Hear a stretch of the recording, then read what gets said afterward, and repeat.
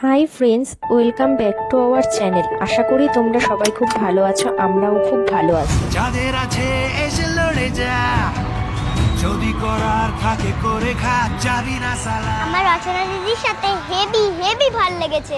আমরা খুব তাড়াতাড়ি আসছি। করিয়ে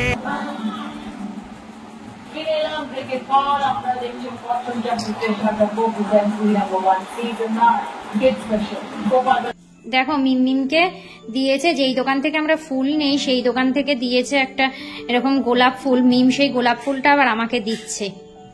দেখো প্যাকিং করছি, কিসের জন্য প্যাকিং করছি তোমরা জানো না, তো তোমাদেরকে ডিটেলসে বলছি, দাঁড়াও। দেখো প্যাকিংগুলো। এইদিকে দেখো সকাল সকাল মেয়ে আর মা মিলে দুজনে পুজো দিয়ে নিচ্ছি। মিমমিম কি সুন্দর জোগাড় দেয় দেখতেই তো পাচ্ছ তোমরা। আর ওর ছোটবেলা থেকেই খুব ঠাকুরের প্রতি মানে একটা ভক্তি রয়েছে। ওকে একটা ফুল দিতে হবে, রেখে দিতে হবে ও স্কুলে গেলে। দেখতে থাকো আজকের ব্লগটা, আশা করি তোমাদের খুব খুব ভালো লাগবে। ব্লগটা দিতে একটু লেটও হয়েছে। আমি যাব দিদি আমার তোমরা দেখতে থাকো। দেখো মিমের স্কুলে হয়েছিল অডিশন, তো মিম সিলেকশন হয়েছে। গতকালকেই অডিশন হয়েছে আর মিম গতকালকে বিকেলবেলাতে সিলেকশন হয়েছে। স্কুল দিয়েও কল এসেছিল আর দিদি নাম্বার 1 থেকে তো অবভিয়াসলি কল এসেছিল। তো ওখানে যাচ্ছি, মিমের আজকে শুট রয়েছে। মিম ডাইরেক্ট সিলেকশন হয়েছে। ডাইরেক্ট সিলেকশন মানে বলতে যাচ্ছি আর কি, মিমদের স্কুলে মিম দুবার অডিশন হয়েছে, মানে একদিনেই 2 রাউন্ড অডিশন হয়েছে।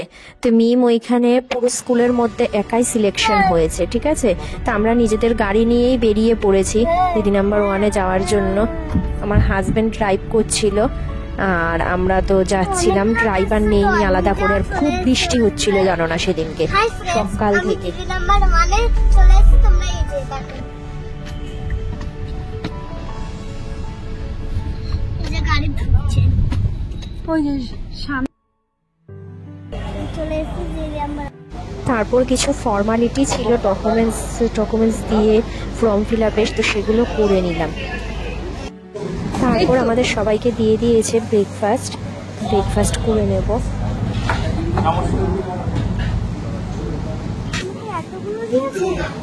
তুমি যেটুখানি খাবা। তারপর দেখো মিমমিম বসেছে রেডি হতে। আগে বাকি 3 জনের হেয়ারটা করে নিয়েছে, কারণ মিমমিমের চুলটা তো একটু বড় সেই কারণে। তো মিমমিম বসেছে, বাকি 3 জন এরাও হলো মিমমিমের পার্টিসিপেন্ট। এরা 4 জনই আজকে খেলবে। তো প্রথমে ড্রেসটা সিলেক্ট হয়েছে, ড্রেস সিলেক্ট করার পরে জুতো সিলেক্ট করার পরে জুয়েলারি সিলেক্ট হলো, তারপরে গিয়ে এই মেকআপ রুমে এসছি।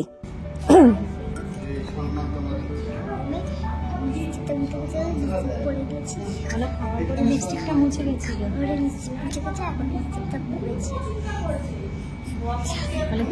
কেমন লাগছে জানিও। তোমাদেরকে বলছে যে দুপুরে লাঞ্চ করার পর ওর লিপস্টিকটা মুছে গেছে, তারপরে মেকআপ আর্টিস্ট আবার লিপস্টিক দিয়ে দিয়েছে। তাই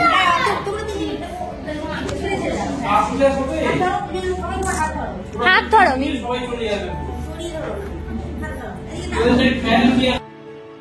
মিমমিমেরও লুকটা দেখেছো, আমারও লুকটা দেখেছো। আমাকে বলছে ঢোকার পরে মানে যে সব কিছু ড্রেস সিলেক্ট করেছে মেকআপ রুমে নিয়ে এসে ড্রেস পরার পরে বলছে যে ওকে একটু মানে মেকআপটা একটু বড় বড় টাইপ করবে যাতে বাচ্চা না লাগে। আমাকে বলছে তোমাকে এত বাচ্চা দেখতে কিসের জন্য লাগছে।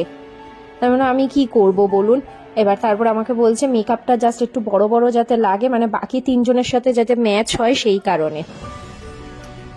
তো দেখো এরপরে শুটিং ফ্লোরে আমরা চলে এসেছি, শুটিং চালু হয়েছে। কিভাবে শুটিং হচ্ছে দেখে নাও।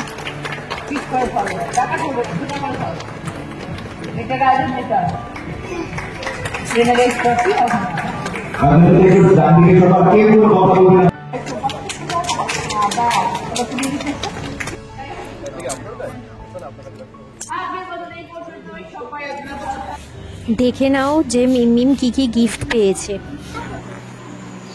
শ্যুট শুরু হওয়ার কথা ছিল জানো তো 12টার সময়, সেই শ্যুট শুরু হয়েছে কটার সময় জানো? সন্ধ্যে 6:30টায়। এবার আমাদের রাত্রি বাড়ি আসতে আসতে 1:30টা বেজে গেছে। শ্যুট শেষ হয়েছে 11টার কাছাকাছি। তারপরে রচনা দিদি চলে গেল, তারপরে রাত্রের ডিনারও ওইখানে কমপ্লিট করিয়েছে। ভেতরে দেখো শ্যুট কিভাবে হয়, ভেতরে তো বেশি ফোন ইউজ করতে দেয় না, তো এগুলো জাস্ট কয়েকটা ক্লিপ নেওয়া রয়েছে, তোমাদের সাথে শেয়ার করলাম। এই দেখো মিমের সব গিফট প্যাকিং হচ্ছে আর কি। তোমরা তো ইতিমধ্যেই জেনে গিয়েছো ভিডিওটা দেখে যে মিম উইনার হয়েছে। মিমের ভিডিওটা তোমরা দেখো, মিমের এপিসোডটা তোমরা দেখো। দেখো আমি দিদি আমার ওয়ানে জিতেছি, আমি এই কেকটা আমি পেয়েছি। কোন কেকটা? এই কেকটা? হ্যাঁ তুমি তো ফুটোও করে দিয়েছো কেকটা। তুই ফুটে করে দিয়েছি। তোমরা সবাই পাশে দেখো, সাথে দেখো, আর সবাই মিমের জন্য অনেক অনেক প্রে করো যাতে মিম জীবনে অনেক আগিয়ে যেতে পারে। চলো এখন কেক কাটিং হোক। কাটেছে না? সবাই বলো হ্যাপি বার্থডে আমার। হ্যাপি বার্থডে না তো, দিদি নাম্বার 1 হয়েছে মিম দিদি নাম্বার 1 হয়েছে না? বলো হ্যাপি দিদি নাম্বার 1। হ্যাপি দিদি নাম্বার 1।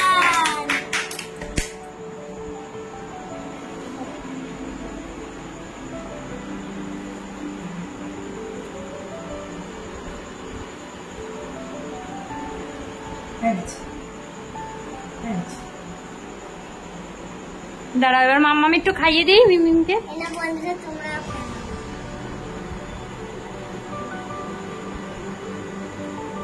বন্ধুদেরকেও খাওয়াও। ওরা তোমাদেরকে তো দিতে পারছি না, তোমরা এমন করেই খাও।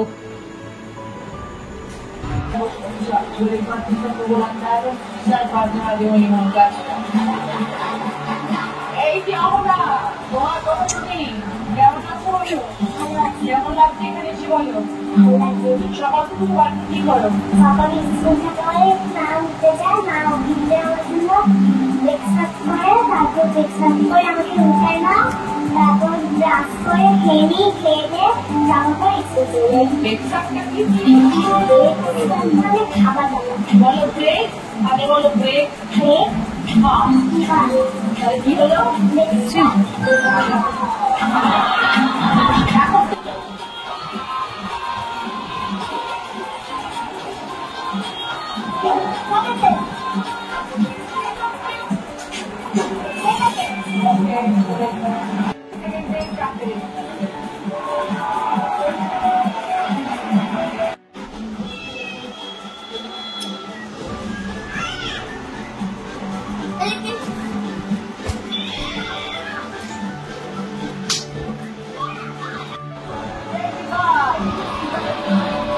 দেখো জীবনের একটা অনেক বড় স্বপ্ন পূরণ হয়েছে।